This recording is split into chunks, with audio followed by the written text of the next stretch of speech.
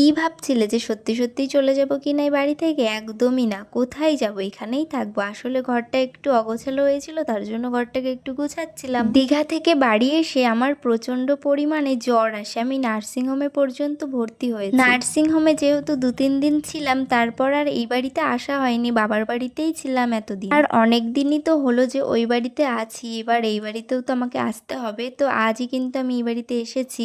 আর দীঘায় গিয়ে যত জিনিসপত্র আমি কিনেছিলাম সেগুলোই কিন্তু এখন সুন্দর করে আমি সাজিয়ে রাখছি। কেমন লাগছে কমেন্ট করে জানাও। কাল আমি আর আমার বর বাজার থেকে টুকিটাকি সংসারের জন্য অনেক কিছু কিনে এনেছিলাম, দেখতেই তো পারছিলে। ওখানে ছিল একটা বালতি, তারপর ছিল খাওয়ার জন্য হরলিক্স, ম্যাগি, এই সমস্ত কিছু কিন্তু কালকেই কিনে নিয়ে এসেছি। আর আমি কিন্তু এখনো অবধি পুরোপুরি সুস্থ হয়ে উঠি, এবার আমি অনেক অসুস্থ হয়ে পড়েছিলাম। আর আজ সকালে বর বাজার থেকে ইলিশ মাছ নিয়ে এসেছিল। এবার যেহেতু আমাদের আর জামাই ষষ্ঠী করা হয়েছিল না, আমার এতটাই শরীর খারাপ ছিল, কিছুই করার নেই, যা কিছু হবে সবকিছুই আমাদেরকে মেনে নিতে হবে। তো বর চলে গেছিলো দেখো সবজি বাজার করতে। আর এদিকে দেখো ঘুগনিও কিন্তু কিনে নিয়ে এসেছে। আর আজকে রান্না করবো সেদ্ধ ভাত, যেহেতু শরীরটা ভালো নেই, আর শরীর ভালো না থাকলে কোনো কিছুই ভালো লাগে না। আর সাথে থাকবে ইলিশ মাছ ভাজা, যেহেতু বর ইলিশ মাছ খায় না, তার জন্য ডিম ভাজবো ওর জন্য।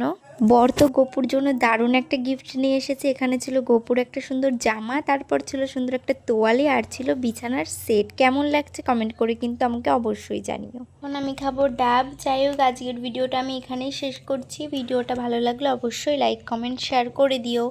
আর আমার চ্যানেলে নতুন থাকলে চ্যানেলটিকে সাবস্ক্রাইব করে দিও। বাই।